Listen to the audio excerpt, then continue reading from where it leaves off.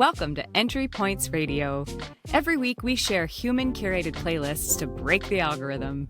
We're going to take a deep dive into new tracks, new humans, and new sounds to fall in love with from around the world. I'm Kate Bass. And I'm Richie Steighner. We founded Global Music Collective to discover and create new music across boundaries. We've spent the past decade meeting fascinating people in over 50 countries. These are the real songs and real stories that we share with real people along the way.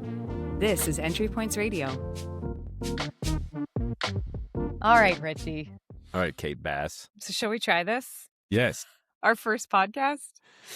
We did it. We're those people now. We are those people now. The world needs more podcasts. This is what the world has made us. We've become part of the cog. We've been the machine. I don't know. Part of the cog. We're not even cogs a in the whole system. cog. We're just a tooth in a gear. Just a tooth in a gear. Who's the tooth and who's the gear? Well, we're doing great. This is going great. Off to a great start. All right, Richie. So here's the deal. We've started a podcast, as we just said. And our intention behind this, what's your intention behind this? Why do you want to do this bogus thing? Why do you want to do this? Bogus thing? I like this because I have listened begrudgingly or just because I have it to Spotify for so many years. And there's so many problems with Spotify. I'm an artist and I still pay for Spotify. Like, what am I doing? It doesn't pay me anything. And as I listen to Spotify, it just keeps like diverging into this algorithmic path of music that ends up being the same like 20 artists. Not that I have anything against them, but we have traveled so much, Kate. We've been able to do these programs in different countries and meet different artists. Some of them can't even be on Spotify.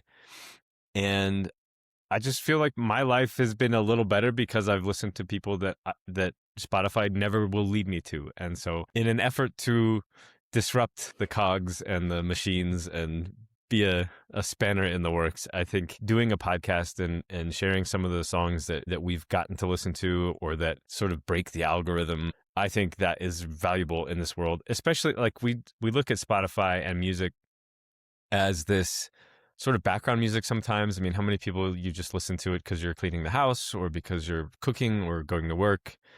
And I think we've sort of relegated music to this sort of like, I don't know, alternative task. But it is so crucial to culture and growth and individual identity and community identity and making the world better. And it feels like the world just keeps getting worse. So all of that is, I don't know if there's a word for that. That's what I want to accomplish. Also, I just like listening to music, and I think we have strange and not strange and normal and abnormal taste in music, and it's kind of fun just to hear new stuff. So that's why I want to do this with you, and that's why people should listen to our amazing podcast, Entry Points. Amazing podcast, Starting Entry today. Points. Boom.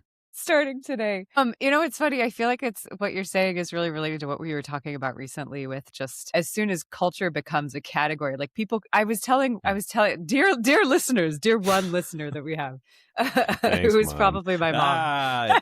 Yeah. Hi, moms. I was telling Richie the other day that I saw an article, and I'm going to completely paraphrase this, so don't quote me on it, Mom. But I saw an article the other day that was saying that arts and culture affect human cognition by some percentage, positively or whatever. And I was thinking, well, when did culture become this category that, like having access to culture improves cognition? Like culture is the plant and the whoever designed the way our microphones look and my shirt and, Richie's glasses. And culture is an expression of people. And Richie said something really cool where you were saying that what was it, that if culture becomes some kind of a category, then it's easier to dispose of or something like that. If we try to package culture up, which is sort of what we tend to do now in these like little meetings or group meetups, or I don't know, however you want to sell it in Starbucks, then it's like easy come, easy go. If you can package it up so simply, then it's just as easy to take home and chuck in the trash or leave in your closet. Yeah. And I have to say, I'm a big fan of the group meetups. In fact, that's what Entry Points kind of is. But the idea behind group meetups, I think, is that it's like the term world music. Like, I happen to love music of the world. Like, I grew up in Alaska. I am a trained opera singer. Wait, you grew I up learned in how Alaska? to sing. Yeah, did you know that? Richie, the internet public does not know where I'm from That's yet. true, but we'll carry this on into the next We'll carry this on episodes. forever. We'll know that Yeah, you're it's from true. Alaska. Anyway, so I'm from Alaska, and I learned jazz. Do you know this? I learned jazz from a guy named Yevgeny Chernonog, who was a jazz musician from Siberia, from Magadan, Siberia, which is our sister city in Anchorage, Alaska. And Yevgeny, who we called Zhenya, and his friend Slava, who was a saxophonist from Magadan, and his whole jazz group came up to Alaska and stayed at our house this one night. And they crazy. brought like 12 years old. yeah, these like this giant group of like, you know, Siberian men who played the saxophone. They like showed up at my house. And I remember it was my first taste of alcohol, actually. One of them gave me a taste of vodka. And I was like, this is disgusting. And they played the great jazz song Misty. Do you know the song Look at Me? Da da da da da da da da. Did you know it as a kid, or this was like your first time hearing that? I don't remember, but I do know that this was like my first moment. My family had a little piano in the basement, and I was already a singer. I played the flute and I was a singer. I studied, you know, whatever 12-year-olds study when they're studying the voice. And anyway, Zhenya was like, do you want to sing with us? Come sing with us, in his Russian accent, which I won't try to do an impression of because that will get me mocked and shamed for the rest of my life. But anyway, so I sang Misty with him, and he was like, you should be a jazz singer. I would go to Zhenya's house like every week in Alaska where he would teach me jazz. Oh, you brought props and everything too? I didn't. It's just here at my desk. I'm in my bedroom. Okay. Anyway, he taught me the blues scale. He taught me jazz, and he gave me my first fake book, like good old-fashioned fake book. Yeah. And there's even a little thing on the inside here that says, "Dear Kate, with this book, you will make the musical history," which I did not, of course. Maybe still, Evgeny. We don't know. Anyway, the reason I'm saying this whole long story is that I grew up kind of exposed to lots of different kinds of music. My mom took my sister and I to the Alaska Native Heritage Center all the time, and we would hear the really incredible performances from different musicians from indigenous tribes around Alaska. My mom loved world music. And so I worked at the Barnes and Noble CD department for a while and would listen to all these. Yeah. And I remember I was just so bored at the time. I think I have like a commitment problem, but I'll like love a thing and then I want to see what else is out there. So when I worked at the Barnes and Noble CD department, I remember there would be these days that I would just like roam the aisles of CDs. You know how they used to have these aisles of CDs with the little plastic tabs? And like divided into genres and alphabetically. Yeah. Anyway. Exactly. Well, I would just go into all the different genres and I would like look for a name that I'd never heard before. And I would go listen to the CD. I would like buy the CD at Barnes and Noble with all the money I had, you know. Yeah, there was no algorithm to say like, I didn't realize you liked this music from Siberian jazz musicians. You should also listen to blah, blah. You just wander down the aisles and you almost judged by the album art, which was such a big thing. Yeah. And now it's kind of just all AI generated slop. Yeah. And it's funny, at some point along the way, my mom gave me a CD of Yo-Yo Ma's Silk Road Ensemble project. Do you know Yo-Yo Ma, the famous cellist? Yes, I've never heard of Yo-Yo Ma. Tell me about this. What does he play? Well, I don't need... Yo-Yo Ma is a great cellist. Anyway, he started this project where he was working with musicians from all along the Silk Road who played different instruments. And I just thought it was so amazing. And I loved the sound of the music. It was like nothing I had heard before, but it was still kind of classical. And I always had this dream that one day I would grow up and get to travel the world and meet musicians of different kinds and get to sing with them. But I was really scared. I was scared about like, how does that even happen? And would they even accept me? Like, how would I meet them? How would this occur? And then I went... What were you scared of? I don't know. I mean, what are any of us scared of when we're connecting with people from a different culture? We're scared that they won't like us. We're scared that they won't understand us. Scared that we're not welcome. Scared that our attempts to connect will be met with just kind of like, I don't know, either dismissal or anger, I guess. I don't know. I was too young at the time to really know. Also, no one was really doing that as far as I knew, other than like Yo-Yo Ma or like world musicians. We've said since the beginning, right, Richie, that like world music is BS because all music is from the world. And yet people don't tend to really venture all that far outside of their cultural bubble or silo, as we like to say in today's day and age. And I feel like a lot of times I'll tell friends about music that I listen to that I love, like Diljit Dosanjh. I used to talk to people about how excited I was about this music I was listening to when I was living in India. And people would be like, oh, Kate and her world music. And then Diljit Dosanjh goes and plays on the Jimmy Fallon show. And all of a sudden, Oh, Yeah. now who's yeah, okay. So anyway, enough about me. You're like, What see, about I you? knew What it. got you into all this crazy stuff? You were doing a cappella and pop and hip hop and I know. Well, my entry point wasn't quite as like ah, cool.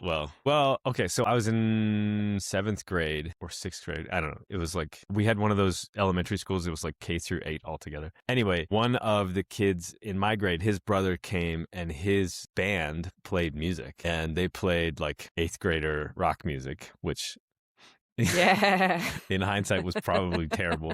But they played a song by Bush called Swallowed, and I was like, I don't know, like my mind was blown and my ears were completely changed and like goosebumps. And from that moment on, I was like, that's what I want to do. I want to play guitar, and I want to sing on a microphone and be cool and wear cool clothes and play it. 6th grade Look at him gyms. now, Yeah, kids. yeah. Look at me now. I'm really well. That was. I mean, it took a couple of years Those are because cool. I asked my mom for a guitar, and she was nice enough to buy me an acoustic guitar for Christmas. And as I think I was a freshman in high school, I was like, no, Mom, I don't want acoustic. I want electric. And so she went back to Sears or whatever and returned the like $64 guitar and got the electric version. And I just like made as much noise as I could and tried to sound like a rock band, and I loved it. And you know, I would go to concerts and never really was exposed to anything other than like what my friend would say was good music. And it took a long time. I guess like in that way, that's how you develop your taste, right? It's like this is what your friends like, or this is what your parents like, and you just listen to it. I say that cautiously because there's probably a moment in life where you're like, I'm not listening to anything my mom likes anymore.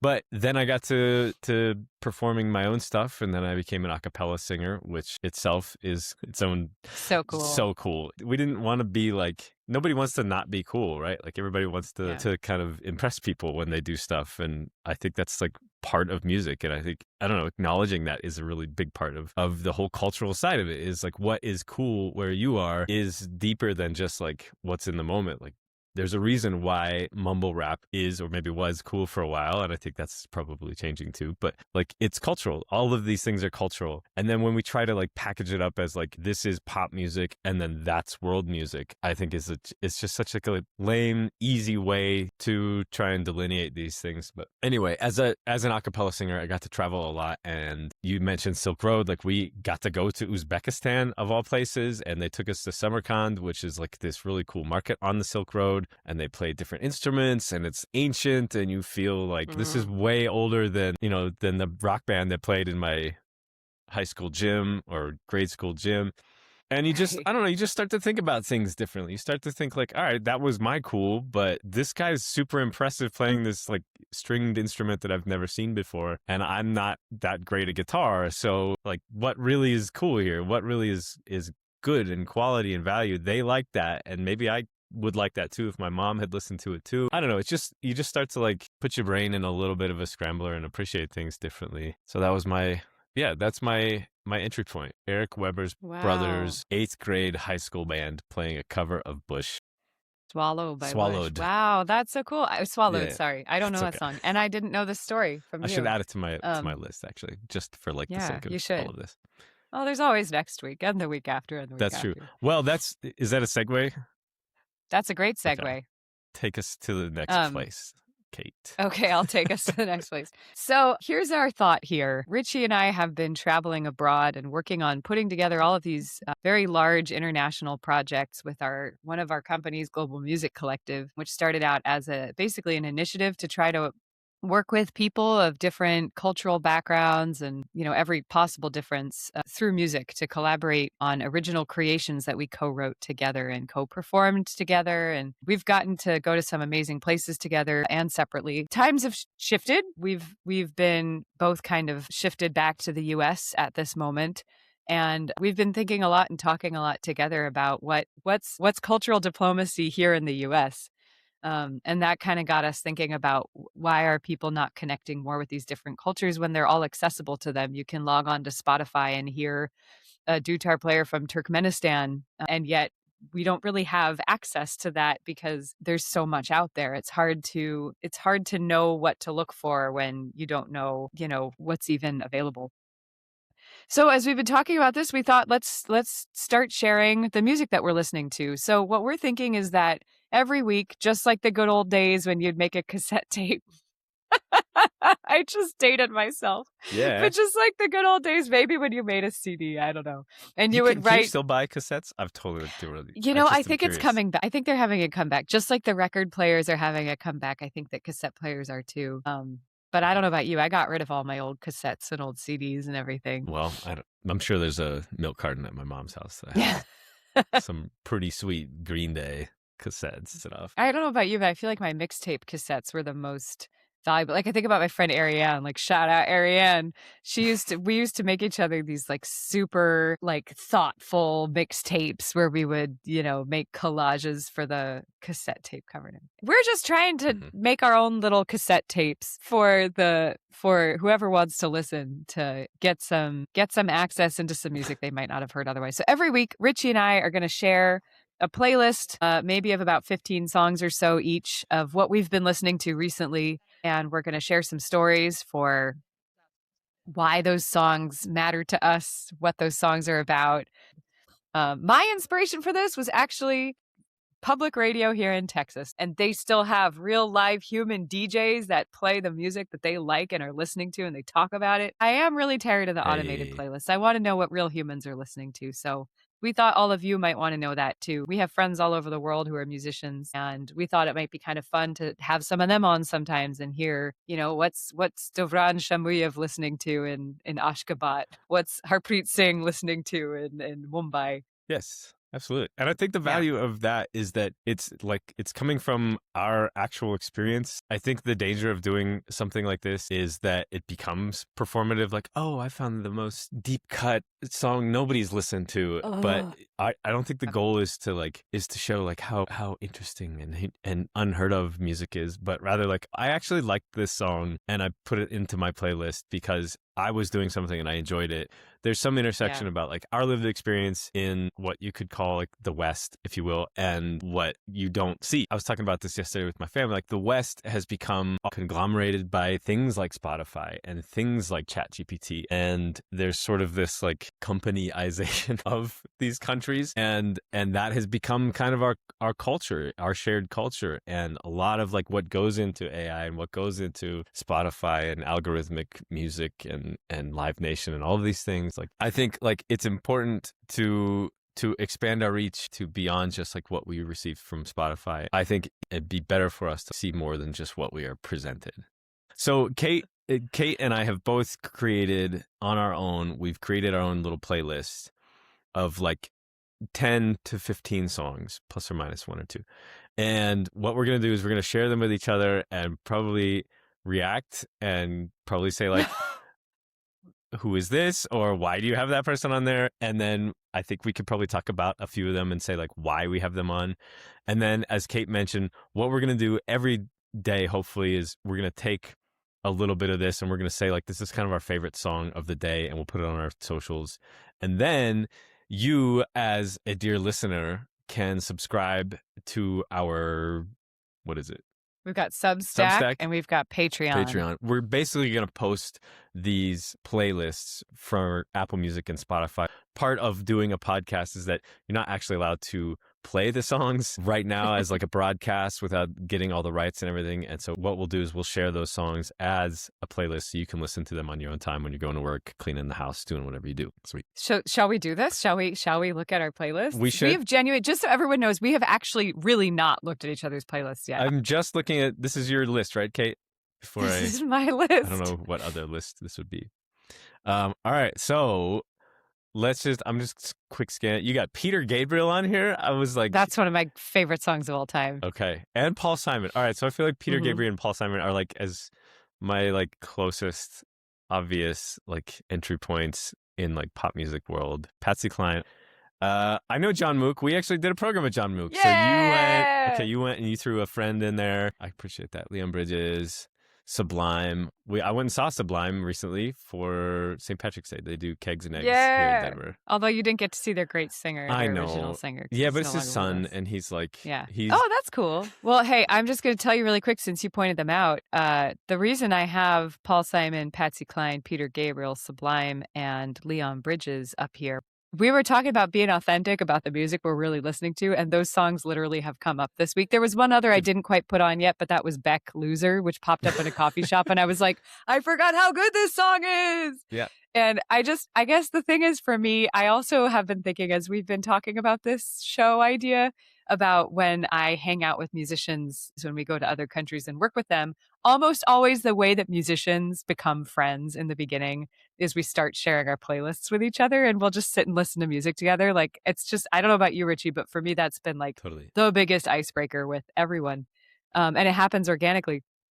And I just think it's funny because like Paul Simon, Peter Gabriel, to me, there's no greater way to show just like what in my opinion is like great beginning of what I now consider American pop. I mean, in your eyes is just like, oh, it's so good. I feel it. And you know what's amazing is that Peter Gabriel, as far as I know, recorded this before autotune was a big thing. He is just an absolutely incredible singer. Like his technique is incredible. So those aren't my like main top ones, but me and Julio down by the schoolyard was playing this morning while I was making my coffee. And I was listening to that, and I'm on my way. I don't know where I'm going. I'm on my way. Do you know the song? Taking the time, but I don't know where. A big acapella favorite. Everybody. Oh, that makes sense. Anyway, so. Well, anyway, I was just thinking Totally we're on our way. We don't know where we're going. We're making this damn podcast. I thought it was kind of cute. So that's my and I just have to say, Sublime again. Shout out Ariane Massengale and our mixtapes, literal mixtapes when we were little girls in 7th grade. Like Sublime was our favorite band. Ariane and I knew the lyrics to every single Sublime song ever written, and I just find it really funny because like we're two little blonde-haired white girls in Anchorage, Alaska, listening to like. Evil, gonna tell you that she's evil, but definitely. I mean, the lag is gonna kill us. But, okay. Well, I love it. This is great, and I feel like the more I look through this, obviously Bella Fleck is super famous, and maybe kind of like, I don't know if I can say this, but like the entry point for a lot of people into more world music, I guess. Like, if you could say like Bella Fleck kind of broke through into like the pop consciousness. I would say Bella Fleck did such a good job of just breaking through into so many other genres. So for those of you who don't know, Bela Fleck is a very famous banjo player who has played across genres with so many different like pop musicians to jazz musicians. He's recorded all these different albums of different genres. And this country one he recorded with some Edgar Meyer is one of the most famous double bass players alive, as far as I know. But the thing about Bela Fleck is I don't know if he's as much a bridge into like, world music as he's a bridge into just different genres for people in America. Bela Fleck has some shows in Telluride coming up, which is here in Colorado, and still doing love him his thing. I'm guessing different languages represented here, and I don't want to like assume like where people are coming from, but I'm guessing there's some Indian artists on here. Mugabe sounds, I don't know, somewhere in Africa. Oh my God, Kenneth Mugabe. He's from Uganda. I love that song so much. Okay. I got to tell you about that. So Richie and I, when we first met, we were working on a program in cultural diplomacy. When we first went to Uganda, it was online during COVID. We actually didn't get to go there in person. We were doing a virtual program with Ugandan musicians on Zoom. And I was asking everyone what were the like lesser known kind of more indie songs coming out of Uganda and what were some of the artists. I would say it's one of my top 3 today because it's just such a great song and it's got a instrument in it that sounds like a fiddle, but it's not. It's called the indigidi, which is it's like a little tiny stringed instrument. I say tiny because it's like a small fiddle and they hold it kind of against their shoulder, not dissimilar from a fiddle, but it has fewer strings. Anyway, it's a really cool instrument. It's a traditional Ugandan instrument. And Kenneth Mugabe is a pretty well-known Afro soul Ugandan singer, and he sings in Luganda, which is the language that they speak in Kampala. There's like over 50 languages in Uganda. But anyway, this Naji is the name of a girl, and he's asking her to date him, basically. But it's just cool. It was cool to hear it because it sounded like some of the words are in English and some of the words are in Luganda. And when I first heard the song, I was like, oh, I really feel a connection to the style of music because it reminds me of a lot of singer-songwriters I've heard in America.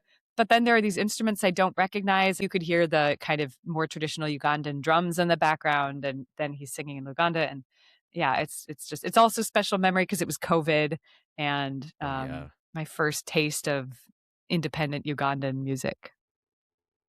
I'm taking it in. I'm obviously like more to discover. Oh, are you curious about Luis Bonfa? I am curious. I'm guessing there's a Portuguese. Yeah, it Rio? Oh, is. Sol in Rio. So, That makes do you know sense. the song? Da da da da da da da da. Nope. Da, da, da, da, da. There's a really amazing movie called Black Orpheus that was set in the favelas in Rio, and it's about love, but it's also very much about socioeconomic disparity, and it's just a really fascinating, beautiful movie. And anyway, there's a scene where this song, I believe, was premiered, and it's a gorgeous song. And Luis Bonfa is one of the great guitarists, singers, bossa nova musicians in Brazilian history. And this song is one of his most famous. And it was just, whenever it comes up on my playlist, it brings me back to so many memories. I mean, memories of different people in my life, different times in my life. It always just makes me think of, like, I don't smoke cigarettes, but it makes me think of a friend of mine many years ago back in college. There was this one morning we had all gone out and had this crazy night. And I remember just sitting, it was in Brooklyn, back when Brooklyn was like, back when Brooklyn was cool. All right. Yeah. Well, we were sitting in just some dingy apartment in Brooklyn, and I remember my friend just pulled out a cigarette, and this song was playing, and it was like a sunny, hot day in the New York summer, and I was still in my early 20s, and I Sounds felt like a so, painting. as you said earlier, I felt so cool.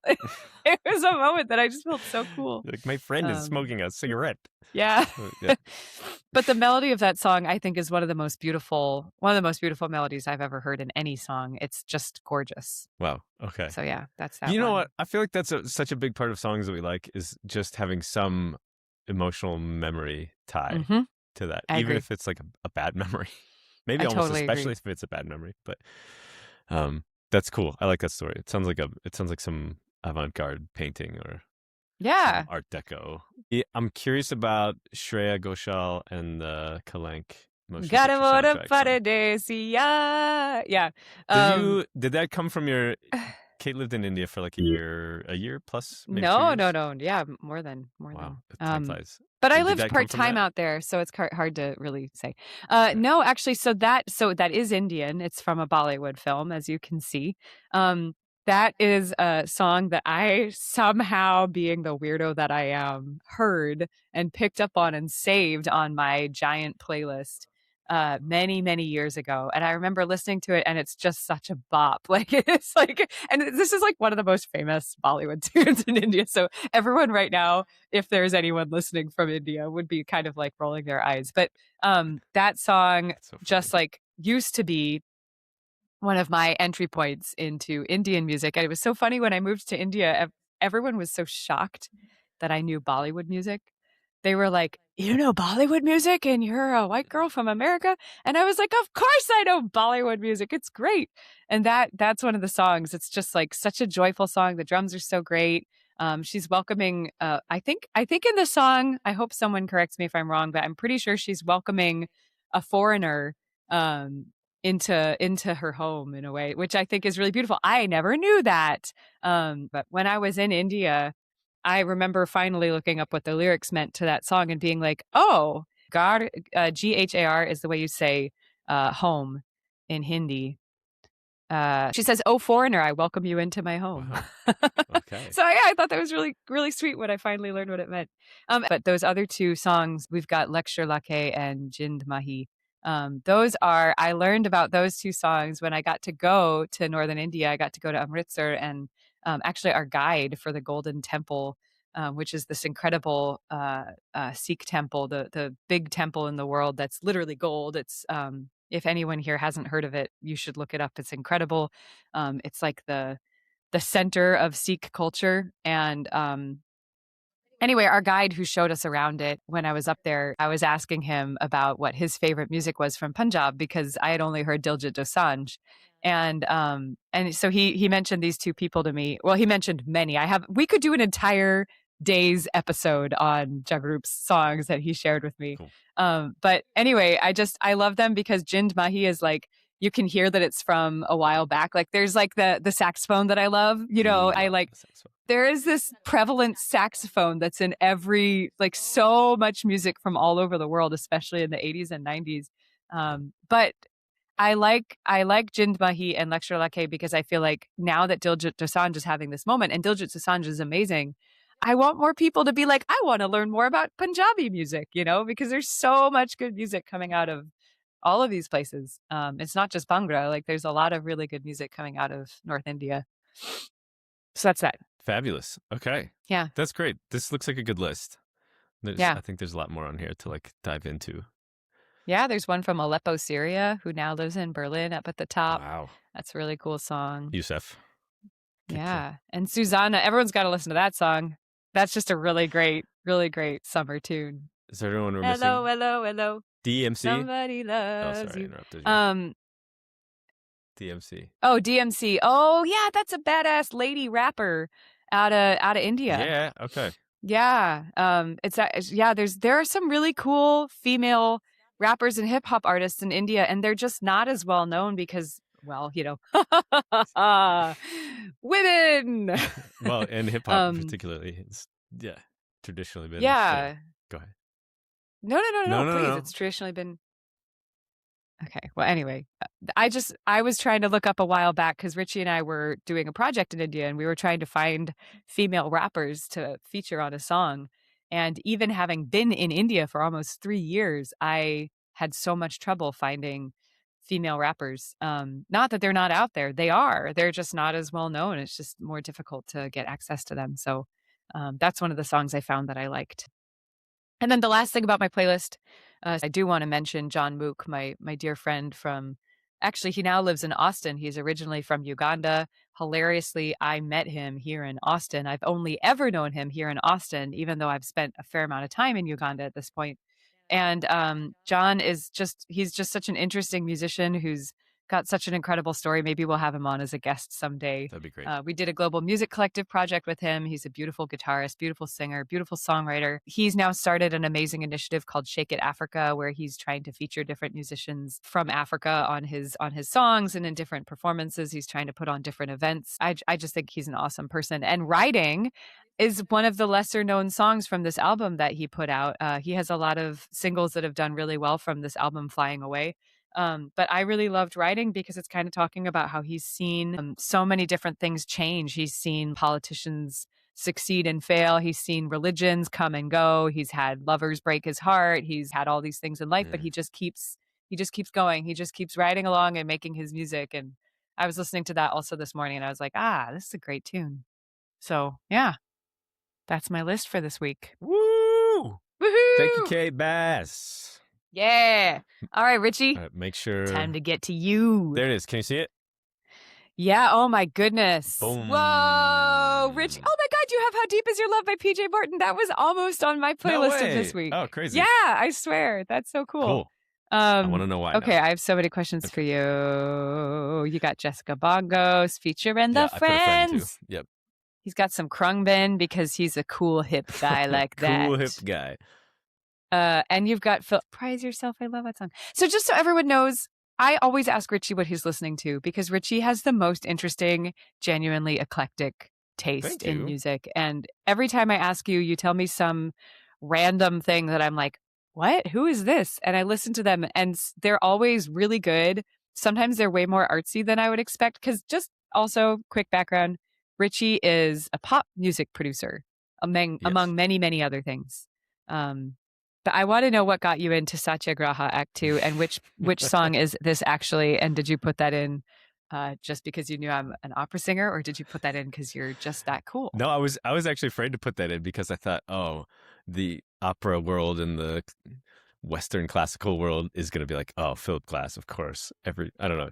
It feels like. Isn't that interesting though? Yet again, You're afraid. We're all afraid that we're going to share something we love and people are going to roll their eyes. Yeah, well, it's like, but I think that's amazing. It's the aux cable. You know, you're sitting in the front seat and somebody gives you the aux cable. You have to like put something on that is like, oh, you've never. But I liked it. I heard it. I heard it on Stranger Things, and it was like season 3 maybe or something. And I think it was just like or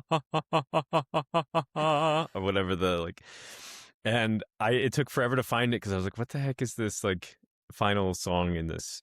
And then I found this, and it's the whole album Satyagraha is sort of in this opera.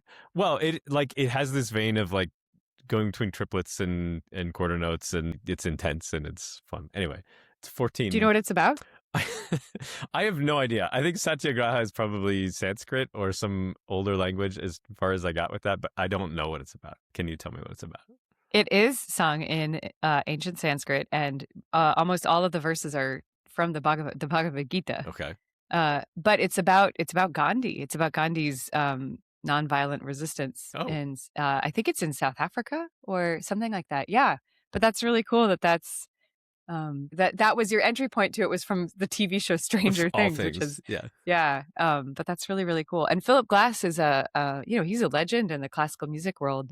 I don't know how much you know about him. Yeah, well, I started listening to more of him because of this album, because of Stranger Things, and it's just you kind of follow the rabbit hole down these paths. I think as we do this podcast, you're gonna learn about me that I just listen to the music and I like it, and I don't always dig into the backstory, but more of like it's self gratification. Like I like my ears like it, and that's enough for me sometimes.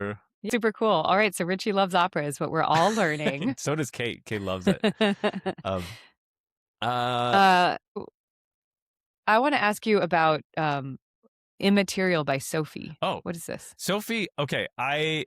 So a couple of years ago, I was doing this thing where I would write a song every week, and a brand new song. I'd produce it. I'd do a music video. I'd release it everything within a week. And the problem with that is like, you need something to kind of shake your brain up every once in a while. And Sophie, was this amazing trans artist, and they passed away, but their music was so funky and dancey and electronic-y, and they would mess with their voice, and I'd never heard anything like it. Anytime I needed to kind of shake my brain up a little bit, I would listen to Sophie, and it would change the way I could like write the song that week. So I fell in love with Sophie. Immaterial was my entry point into Sophie. I think it was like their number 1 song. But how did you find out about Sophie? I don't know. I have no idea. I think it's just somehow like something breaks through the algorithm, and then you're like, let me get that. Let me keep that in my pile. And then you go back to it and you think like, oh, that's really cool. And it ends up in the list. Oh, that's really cool. Isn't that also such a sad and beautiful thing, how our music lives on in legacies that we never could have possibly known it would, you know? Right. Well, that's, Kate, you're a musician too. You create your own stuff, and I'm sure that some people listening to this now create their own music. Or even if you don't write music, if you write or you do anything whatsoever, I don't think you know now necessarily the impact of that. And maybe in 10 minutes, maybe in 150 years, one of your songs reaches somebody, and they listen to it, and they feel like seen or heard or intrigued or calmed or something like that. I think sometimes when you make music and you put it into the void of these like gazillion songs on Spotify, you think, what am I even doing? Like, why am I putting this music out there? And I don't know. I think that's the solace you take, is that somebody is listening to it and somebody liked it and enjoyed it. And even if it's one person that you've connected with by pouring your heart into producing something, that's important. God, I want to ask you about every single one of these. Maybe we just should. But those in Gang of Youths are all... I told you about them the other. So I was living in Australia for a while. We just moved back in November. And while we were out there, we lived in Melbourne. And Melbourne has this very cool kind of, I don't care art scene. Like everybody likes coffee and dresses in gray and black. And it's rainy and hot and cold. And it's Melbourne. It's a really fantastic city for... I don't know. It's maybe kind of like inspired by Brooklyn. I don't know. But Melbourne is like, it's like the world's most livable city, or number 2 on the list or whatever. Like, Okay, so tell me about Gang of Youths. anyway, Are they Gang of from Youths, Melbourne? as far as I could tell, they're from, well, I don't know where in Australia they're from, but they're from Australia. And they sing this, like, the lead singer has this kind of lower rock voice, which I think is probably why it appeals to me. I have a lower voice and I like singing rock music, probably from my early days listening to Bush.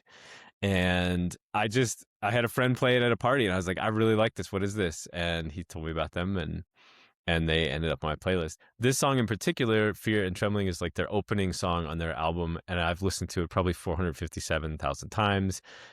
During COVID, it reminded me of my brother. And so while I was living in Australia and he was living here in Denver, it was just like I would play it over and over, and it just kind of like reminded me of that. I think when we were all sequestered into our little lives of isolation, that was what it was. So that's when I really I got hooked on them. And then the rest of that album is their songs are longer and they tend to kind of build and fall, and they're like really dense lyrically, and it's almost like reading somebody's kind of like emo diary. But he sings it so well. He sings it with passion. Like it's interesting songwriting. It's not like most pop music and rock that I've listened to. So it really appeals to me. I think you should listen to Gang of Youths. Very So cool. there's that. It's cool to get to see like what indie music in Australia is, just like, about Uganda and Kenneth Mugambi. Yeah. It's cool. It's Well, like, oh. And that was another cool thing about Australia is they have, I'll shout out to Triple J. They are a radio station that will actually go find independent, not big name artists, and they will put them on the radio, and they do like their top 100 every year, and we all have like listening parties, and it's like legitimately a path from I'm gonna start playing in these like crazy crummy Melbourne bars, which are just loud rock boxes. And then, so you might pop off and you might become a little bit more famous because you made it onto Triple J's top 100 and somebody picked you and you made it through. Wow. I don't know. It's like, it feels like real music still exists through that portal. I really like that about Australia, and I like that about Triple J, and I hope that it sticks around because they're up against huge competition that wants you to listen to, good music, but it's the top 40. Can I ask you a question? What What kind of drink would you order from the bar? Always beer. I'm a beer guy. What would be an Australian, like, say you're sitting around listening to this music, you want to have the experience as though you're listening to Gang of Youths at a bar in Australia. Yeah. If it's beer, if the real Australian drink would be beer, what would the beer be? Definitely not Foster's. I know that's why I wanted to ask. Yeah, like our fake commercial, like Foster's Australian for beer. That's a terrible accent. Yeah. But that's, I don't think I've even seen a Foster's out there, much less the like giant. What kind of beer? Like, if I was going to try to recreate the Australian beer experience, what kind of beer would it be? Probably an IPA. They're like an IPA. Yeah, Australia now is like they're hooked on IPAs. You can't like not buy an IPA, and yeah, they're all about the IPAs now. Which I'm not a huge IPA fan, but it's at least better than trying to just chug down what would you order at a bar though? Bar, you would have to order chips, which is just French fries. Okay. You can't buy a drink without ordering food. They have a drink.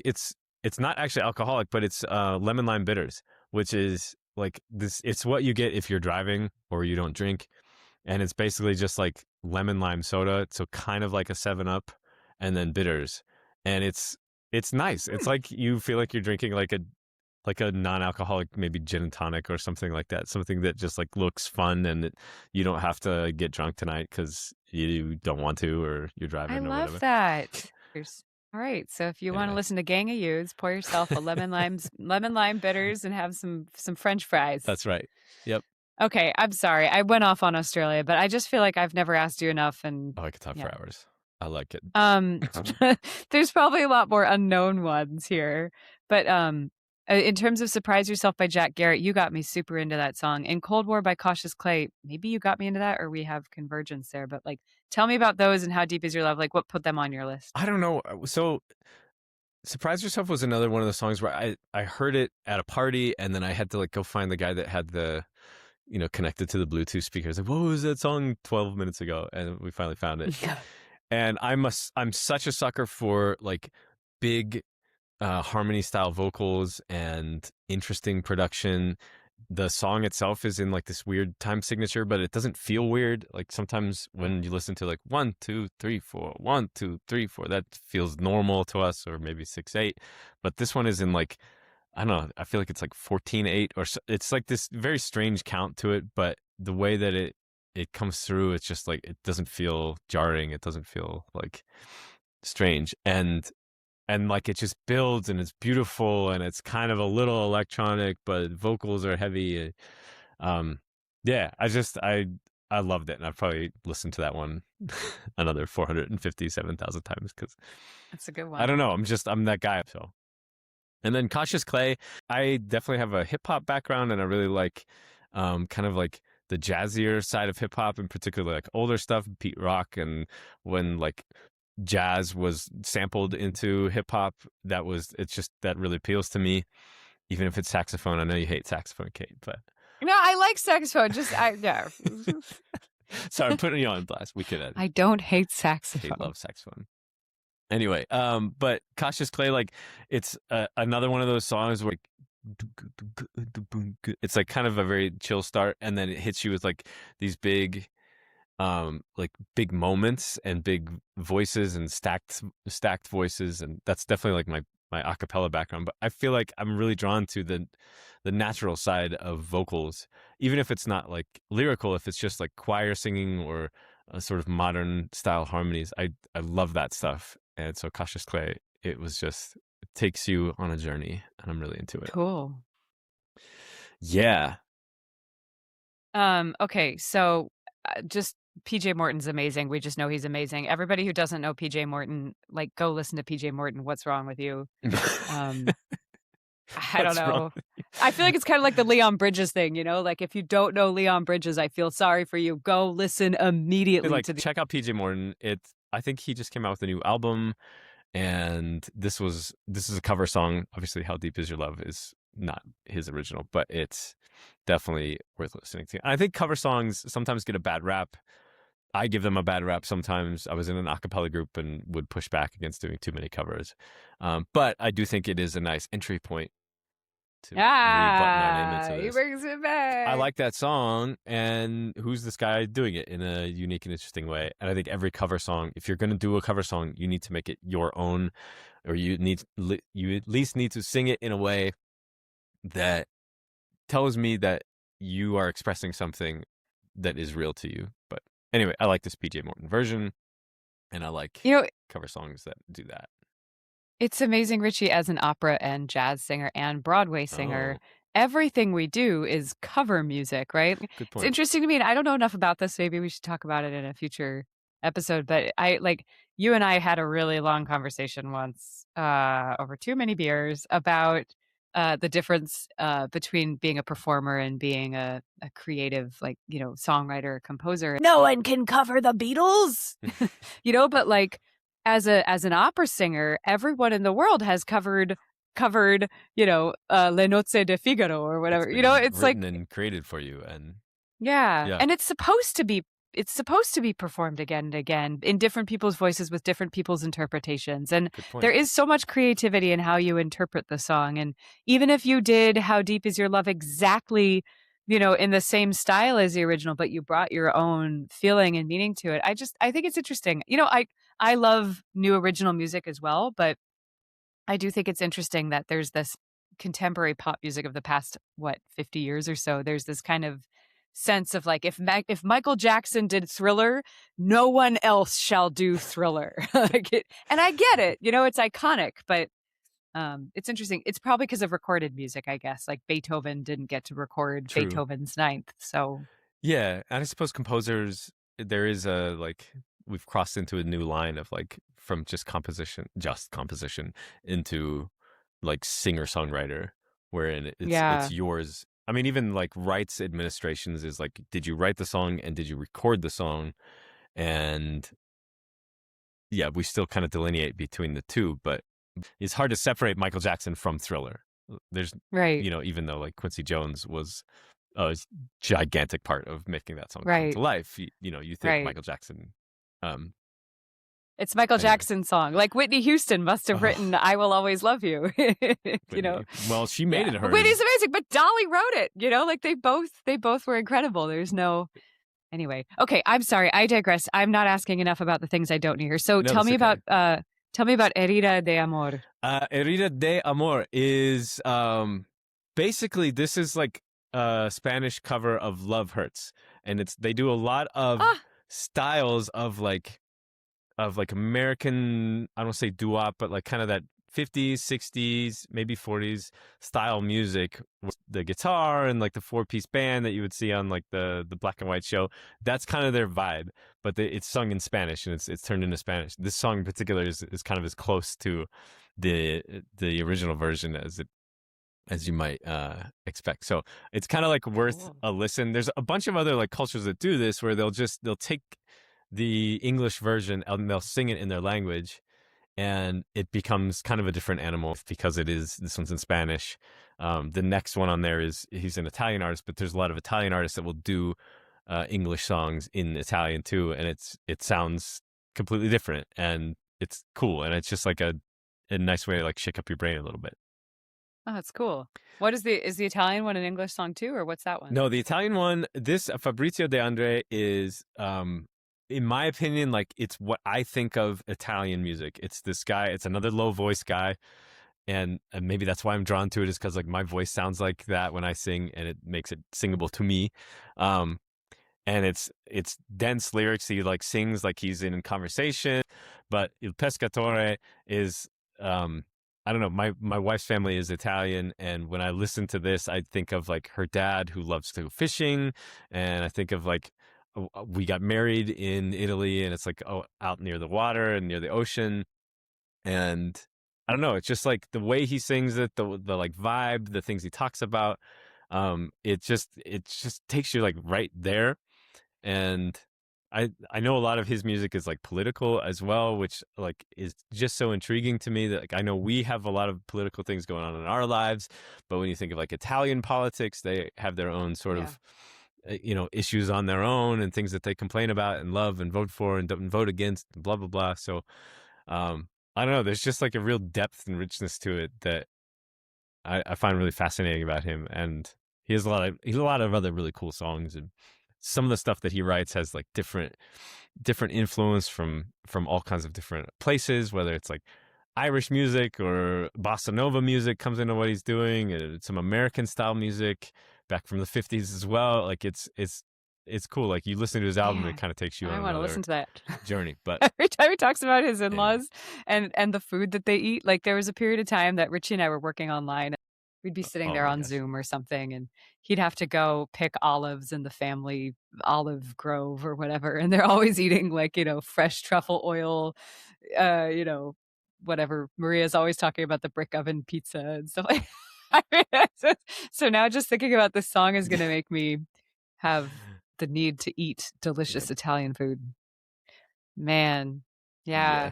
Italian memories by Italian proxy, cuisine, sounds like a that's nice little. it's so interesting. I Well, was just yeah. this is such a digression, but I was out with some friends of mine from India recently, and we were talking about how in Indian cuisine, it's so much about like different like the interaction of Mm, different spices mixed with different things, the way that they cook it down, like the technique behind their cooking. And in Italian cuisine, what's so mm, interesting is that it's actually what they were saying, and please correct me if I'm wrong, but relatively simple. It's just about these very simple, fresh ingredients and how they interact with each other. But it's less about like a spice blend of, 55 different spices. right. It's so, it to me, it Yeah. reflects so much about Italy. The landscape itself it's not that it's simple. Nature is never simple. It's always like super diverse. But um, there's a beauty to the just fresh purity of like the colors and the flavors and yeah, now I want to go eat Italian food. I think I've had the exact same experience. Some of the best food I've ever had is like her family cooks this Right. lovely, a lovely dinner, and there's three ingredients, and it's or it's the pizza itself is just a Yeah. focaccia style bread Yeah. with oil and salt, and that's it. And it's like it's extraordinary. And I missed out on the idea of simplicity and reassociating this idea of like really appreciating a tomato that was grown in an actual field with actual rain and not like 3D printed in some Monsanto lab where it's like, see, this is tomato sauce, eat it. Like that. I think that's kind of where we gotten in some ways is like you go to the store, you buy it. It's a perfectly red tomato that has no blemish. It doesn't taste like anything. It doesn't taste like anything, exactly. And of course, because of that, you start to think, all right, well, that tomato doesn't taste like anything. Let me add 12 other things that don't taste like anything, and maybe I'll have a dish. There's sort of a return to simplicity and reality that is valuable. What I love about this so far is that the thought to me now of listening to Il Pescatore, which isn't that the fisherman or the fish or something? Whenever I hear this song now, the fisherman, I'm going to think about like cooking Italian food and the beauty of simplicity. I feel like that's what we're trying to get people more into with this. That's what we're trying to get each other more into. Like that's the entry point. It's not just about the music. Like it's not just about the song. It's about the whole experience that comes along with it. So I love it. Totally. Yeah. Yeah, and then the more you like dig into it, like he talks about food in there. He talks about hunger and fear and the military, and like there's a lot of like layers to it. The more you start digging, you're like, oh, okay, I like this more, or I like this less. But you can actually form an opinion about things it's just rather background. than just sort of like. And it's 2 minutes and 18 seconds. Like how incredible to be able to pack that much in 2 minutes and 18 seconds. Okay. Let's continue moving down your list. Tell me about 99 100 and who's Oma? What is this? Hip hop, OMA. They do some like really kind of cool live style hip hop, which I really respect and I love. Obviously, like hip hop came from this world of sampling, and I talked about earlier. You would take jazz records or funk records, and you cut up the break, and that's when you get people dancing, and they throw an MC on it. But like kind of re-engineering that and playing it live again, I think is cool. And so OMA, this song in particular, it just like came up during some basketball game that I liked because it's played live, because it's like it's catchy. I feel more connected to it than just some like generic like Hilton lobbies. I'm gonna jump down to Sun Ra, Nuclear War. This is like beat poetry, like original, like early hip hop, Africa Bombada style. Like it's funky and it goes on for 7.5 minutes. Whoa. And it's like this is what you will listen to, Kate, when you're in your Brooklyn apartment, sweaty, and like your friend's got a cigarette on. And so like, you start with Louise Bonfa, then you go into Sun Ra. That is an intense kind of hang. I'm into that. That's an afternoon. Yeah. Yeah. That's one where like you don't talk to anybody. You just sit in the corner like. Yeah, but it's a protest song, and it's like you're there with them in the moment. It like really calls on a lot of traditions that we use now in music that we don't realize we do, and it's worth a listen. It's worth 7.5 minutes of your life. Let's see, Daite is an a cappella song, but the thing that gets me is like they start the song by saying like die. And it's a different language, so it doesn't mean. Do you know what language it is exactly? I think it's Slavic. Let me check. That reminds me, while you're looking it up, that reminds me when I was a kid and I was in some choir that was doing like a holiday concert, and they were singing about the hora, HORA, like the Jewish dance at a wedding, but the choir would go the hora, and it sounded like the hora. Okay. Slovenian musical group. Oh, Slovenia. Cool. Slovenia. I know nothing about Slovenia. Have you ever been to Slovenia? I went for lunch. We had a tour. I'm sorry. Yeah, Please tell me more. Please tell me more. Yeah, we had a tour with our a cappella group. We were in, I forget why we were there, but we went to Slovenia where they had like this, there was like a castle, and like we had some lunch there, and I think we even did like a small show there. Wait, do you remember what you had for lunch in the castle in Slovenia? Like what? Why do you just say this flippantly? This is it's a strange thing. Where were you? You were not sleeping in Slovenia? You just drove into Slovenia for a castle? I genuinely don't know. Okay, that's fine. It was in 2013, and May 23rd is when we were. There's not a That's lot of where people we're that at. can. That's Yeah, where we're at. yeah. Yeah. Well, I don't know if the castle had lunch. I think it was just like some guy made a castle, and which I guess is the story of most castles. But I think he just like made a castle, and then it became this like local landmark that you could go to and visit. What? Anyway, what a thrilling story from That Richard. is a thrilling story. Okay, so That's another castle in Slovenia, I think. I'm very excited about your Slovenian castle song, and I need to know Yeah. about. If you don't mind skipping over Krungbin, because I know and love them, You know them. or you could give us They're something great, quick but- about them. No, that's okay. I want to know about athletic progression and mulatu. Like, what are these last ones? These last ones. Okay, I'm going to reference Krungbin with. No, Krungbin. I think if you start with like Texas Sun or any one of the Krungbin song, and you just hit, give me that radio, it's like people will be like, oh, sweet vibe, and Yeah, nobody says that, but athletic progression. People say that. It's a minute 35, but it's like back to that like heavy pocket and kind of jazz hip hop stuff that I really like. This is a really good place to start. Awesome. And one is a basketball term for all of our non-sports fans out there. Knicks. Go Knicks. Go. Or the Spurs. Go Nuggets. Either one. Oh, sad. They're both great guys. They're Groups of guys. Great groups of guys. Very nice men. Okay. All right. I'll close it up here with a Mulatu Ostatke from like 50s, 60s, 70s. He's an Ethiopian jazz artist. Cool. And he Love actually, Ethiopian jazz. speaking of Brooklyn, he moved to New York when he was younger and like really got obsessed with Latin jazz and took it back to Ethiopia, which now has this like very, I don't say eclectic because that's not the right word, but it's like not what you would expect for Northeast Africa style music. It is like what he has done is kind of pervasive in what has become pop music and jazz music, particularly out there, but also what he created when he went to New York, came back to Addis Ababa, started making his music, and then like all of these hip hop artists started to sample him. So a lot of his music has ended up in everything from like Kanye West to blah blah, like you name it. Wow. There's a lot of hip hop artists that have sampled his music, and so it's like re-pervaded into American pop culture. So wow, cool. yeah, it's like as you dig further into, I think that's maybe one of the reasons I like hip hop is because the depth is like somewhat endless. Is that if you keep digging through songs, like you find that this person inspired this person, so and so. I guess you could do that with anything, but it seems to be a little more like obvious with the sampling that happens in hip hop. But Yeah, good point with the sampling. Yeah. yeah. So worth a listen. He's got another song. It's like Tetse Take, I think it is. It's like probably one of his more famous songs. It's beautiful piano jazz.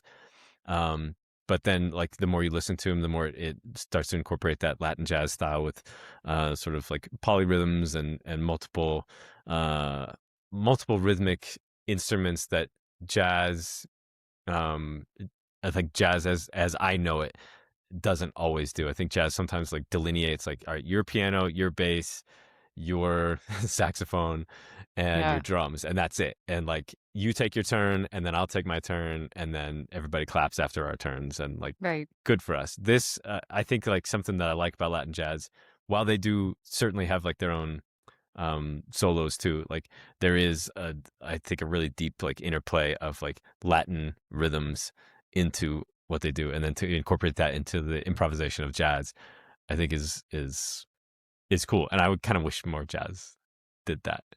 I'm gonna get I mean, who knows how much? There's probably a lot of jazz that does do that. My perspective of jazz is like pretty limited. Like I took a jazz class in college, and like I've tour managed a couple of jazz bands, but beyond that, it's not like I'm deep in it. I enjoy that Mulatu Astake has incorporated like Latin jazz into Ethiopian jazz, which has then been reincorporated to like American hip hop, and I think that's really cool. That is really cool. I love to hear that. Like this guy came to the U.S., learned a style of music that was also like sort of imported into the U.S. by many different forces, Latin jazz, and then took that back to Ethiopia, which already is like this center of the world, if you will, in terms of culture and commerce and trade. And like if you go back many millennia, like Ethiopia is deep. It's a deep place to go. Yeah. And then Yeah. and that music then influenced Ethiopia, who then re-influenced the US. I don't know, I just find that uniquely satisfying to see like a kind of a full circle. Yeah. And then we got to go there with our hip hop group, and we did some performances in Ethiopia, and it was like we tried to write a couple of songs that sounded Ethiopian. Just like can we try to like vibe with the style out here, not to like claim it as our own, but like what can we be influenced by out here on our end again. And like it's, you start to like find different tempos and different rhythms and different instruments. It was one of those opportunities where you actually see things come all the way back around full circle, and it's kind of a nice feeling. Anyway, Wow. that's that. Ethiopia is such an amazing. I've only been to Eritrea. I haven't been to Ethiopia. Only been to Eritrea. That's such a But like a that's like my Slovenia. I It's like, know. It's like going to a lunch at a castle in yeah, Slovenia. but Eritrea is, that's, I don't think a lot of people have been there. And We'll talk about Eritrean music next week, I sounds good. promise. I'll put some of that. I just want to ask you really quickly to tell me about Absolutely. Jessica. But we both love Jessica Bongos, so we might as well tell the We world do love why. Jessica Bongos. You had included John Mook in yours, and Jessica is a friend of ours as well.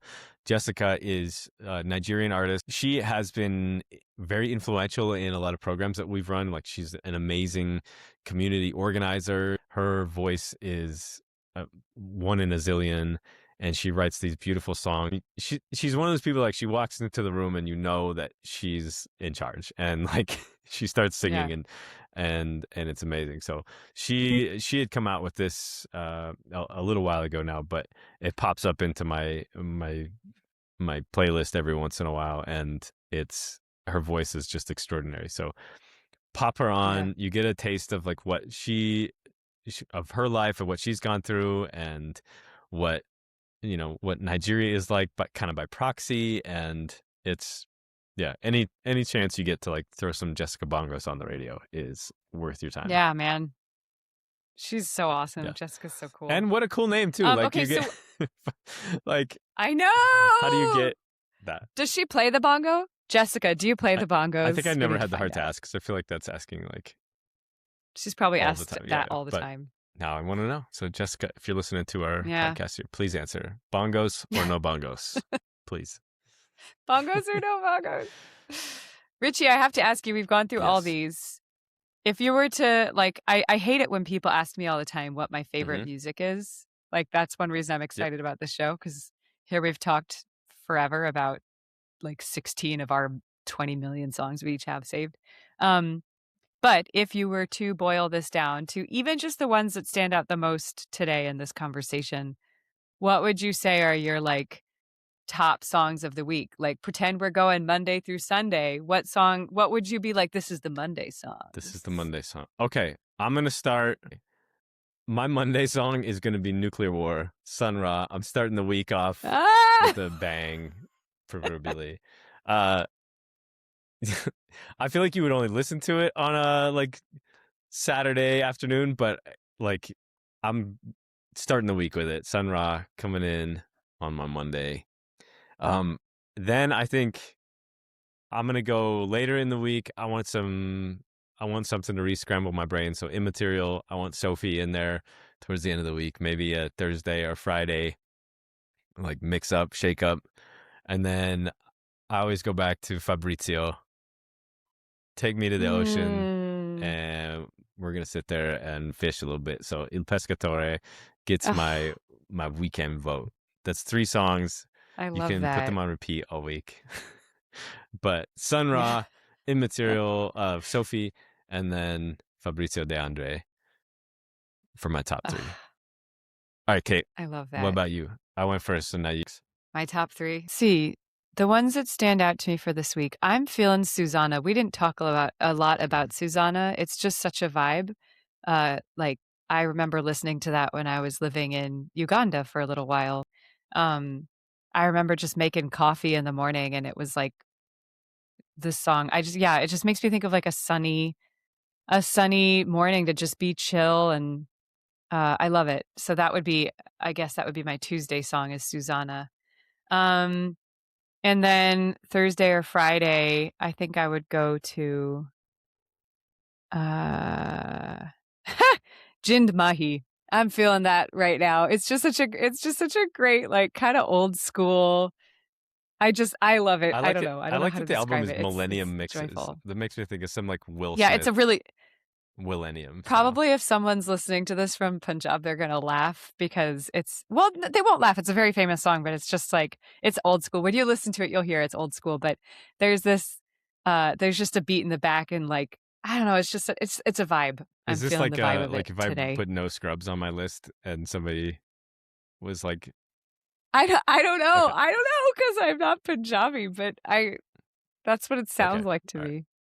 Um, and what's your weekend then vibe? honestly, my weekend vibe after this whole long discussion would be somewhere in between John Mook Riding and Luis Bonfa Manhã de Carnaval. Um, they're both very different, but they both have this kind of like more chill vibe, but like a much deeper inside. There's a deeper meaning, but the vibe is so evocative and chill. Um, A nice evocative weekend. and I just recently had a beer with John, Oh so like, yeah, yeah, I think I would just maybe let's go with John. So my weekend tune is John Mook okay, Riding. great. Yeah. All right. Well, then I believe what we'll do now is we will, over the course of this next week, we will share these songs on our Instagram page, which is currently Global Music Collective on Instagram. But that's the name of this program is Entry Points. Entry Points Radio. Yes. Yes. Because this is our version of radio, even though it's Well, not. true. Radio. You got 2 hours of incredible song recommendations. We didn't play a single song on this radio, but That's your job. Yeah, you have your own streaming services, and we want you to discover these in your own way. Thanks for listening to Entry Points Radio. You can find the full playlist and connected links for this episode in the show notes. Subscribe for behind the scenes, playlist archives, and more at our Substack and Patreon. Your support makes our work possible. Follow us on Instagram at Entry Points Radio. If something in the episode opened a door for you, send it to a friend. That's the whole point. We'll be back next week with more music beyond the algorithm.